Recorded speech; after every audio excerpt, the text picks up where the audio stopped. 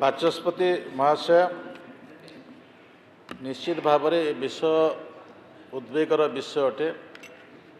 ସେ ଦୃଷ୍ଟିରୁ ଆମେ ବି ଏ ହାଉସ୍ ବି ଜାଣିବାର ଆବଶ୍ୟକ ଅଛି, ରାଜ୍ୟର ଜନସାଧାରଣ ବି ଜାଣିବାର ଆବଶ୍ୟକ ଅଛି। ମେଗା ପ୍ରକଳ୍ପ ଯେଉଁ ଅଛି, ଏ ପ୍ରକଳ୍ପ ଧିମା ହେବାର କାରଣ ନିଶ୍ଚିତ ଭାବରେ ଆମର ଜାଣିବାର ବି ଆବଶ୍ୟକ ଅଛି।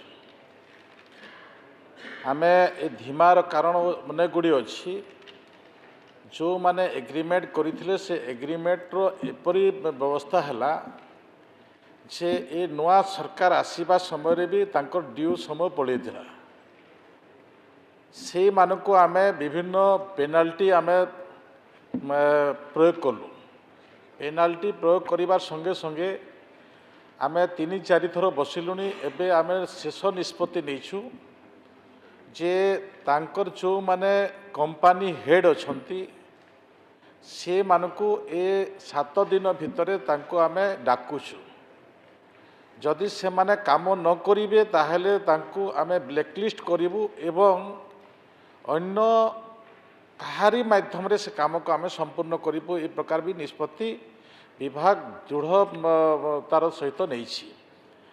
ଦ୍ୱିତୀୟ କଥା ହେଲା, ଧିମାର ଆଉ ଗୋଟିଏ କାରଣ ଅଛି ଯେ କିଛିଟା ପ୍ରୋବ୍ଲେମ୍ ଅଛି, ଯେଉଁ ପ୍ରୋବ୍ଲେମ୍କୁ ବିଗତ ଦିନରେ କେହି ଦେଖୁନଥିଲେ। ଆପଣଙ୍କର ରେଲୱେ କଥା ଅଛି, ଆପଣଙ୍କ ଫରେଷ୍ଟ କଥା ଅଛି, ତା ସଙ୍ଗେ ସଙ୍ଗେ NH କଥା ଅଛି।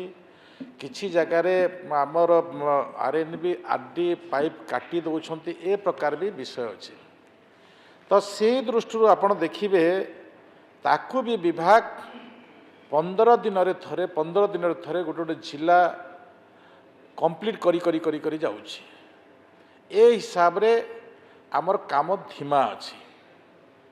ସେ ଦୃଷ୍ଟିରୁ ଆମେ ଧିମାର ଯେଉଁ ବିଷୟ ଅଛି ସେ ବିଷୟକୁ ବିଭାଗ ସମ୍ପୂର୍ଣ୍ଣ ଭାବରେ ଅବଗତ ଅଛି ଏବଂ ତା ଉପରେ କାର୍ଯ୍ୟାନୁଷ୍ଠାନ କିପରି ଗ୍ରହଣ କରିବ ସେହି ହିସାବରେ ବିଭାଗ ସମ୍ପୂର୍ଣ୍ଣ ଜାଣିଛି। ଦ୍ୱିତୀୟ କଥା ହେଲା ଯେଉଁ ସ୍ଥିତିର କଥା ଅଛି, ସ୍ଥିତିର କଥା ଆମେ ବାସ୍ତୁର ଆମେ ମାର୍ଚ୍ଚ ମାସ ସୁଦ୍ଧା ଆମେ କମ୍ପ୍ଲିଟ୍ କରିବୁ କହୁଥିଲୁ, କିନ୍ତୁ ଆମେ ଆମର ମାର୍ଚ୍ଚ ସୁଦ୍ଧା ଆମେ 52 ଆମେ କମ୍ପ୍ଲିଟ୍ କରିପାରୁଛୁ।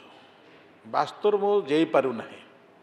ଏଇଥିପାଇଁ ଯାଇପାରୁନାହିଁ, ଅନେକ ଗୁଡ଼ିଏ ଯେଉଁ ପ୍ରୋବ୍ଲେମ୍ ରହୁଛି ସେ ପ୍ରୋବ୍ଲେମ୍ ପାଇଁ ମୁଁ ଯାଇପାରୁନାହିଁ। ବିଗତ ଦିନରେ ଯେଉଁ ସରକାର ଥିଲେ ସେ ସରକାର ତାଙ୍କର ରଖିଥିଲେ ଯେ WTP ଆପଣଙ୍କର ଇନଟେକ୍ ୱେଲ୍ OST এইটা কমপ্লিট হয়ে গেলে কমপ্লিট কহুলে। এবে কমপ্লিটর মান হচ্ছে অন্য প্রকার। যদি হর ঘর জল নহব তাহলে কমপ্লিট হয়ে পারিব না। বিগত সময় পাইপ থিলা কিন্তু পানি নথিলা, এ প্রকার অবস্থা থিলা বিগত সরকার সময়। তো সেই দৃষ্টিରୁ এহার যে আমি টার্গেট রখিছু ଆମେ ଜୁନ୍ ସୁଦ୍ଧା ଆମେ ବାସ୍ତୁର କରିବୁ।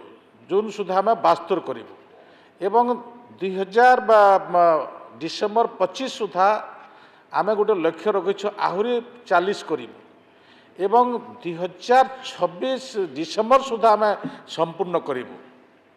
ନିଶ୍ଚିତ ଭାବରେ ଏଠି ଅନ୍ୟ କଥା ଲୁଚେଇଲେ କାମ ହେବ ନାହିଁ।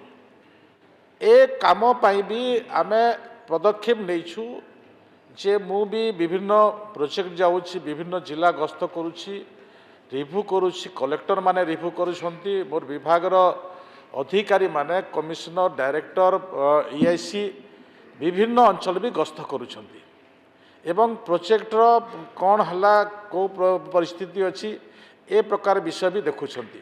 ତ ସେ ପ୍ରକାର ବି ଆମେ ପଦକ୍ଷେପ ଆମେ ନେଉଛୁ ଯେ ଶୀଘ୍ର ଅତି ଶୀଘ୍ର କେମିତି ସମ୍ପୂର୍ଣ୍ଣ ହେବ ସେ ବିଷୟକୁ ନେଇକିନା ଆମେ ସମୟ ସୀମା ଏ ପ୍ରକାର ଆମେ ରଖିଛୁ। ଏଠାରେ ଆଉ ଗୋଟିଏ କହିବି ଯେ ଆମର ଏତା ପାଇଁ ଆମର ଏକ୍ସଟେନସନ୍ ଟାଇମ୍ ନାହିଁ, ସେମାନଙ୍କୁ ଆମେ ଏକ୍ସଟେନସନ୍ ଦେବୁ ନାହିଁ। ମୁଁ ଆହୁରି କଡ଼ା ପଦକ୍ଷେପ ନେବା ପାଇଁ ସମୟ ପଡ଼ିଲେ ଆମେ ତାଙ୍କ ନାଁରେ FIR କରିବୁ। ଏକ୍ସଟେନସନ୍ର ପ୍ରଶ୍ନ ଉଠୁନାହିଁ, ଏ ପ୍ରକାର ନିଷ୍ପତ୍ତି ଆମେ ନେଉଛୁ।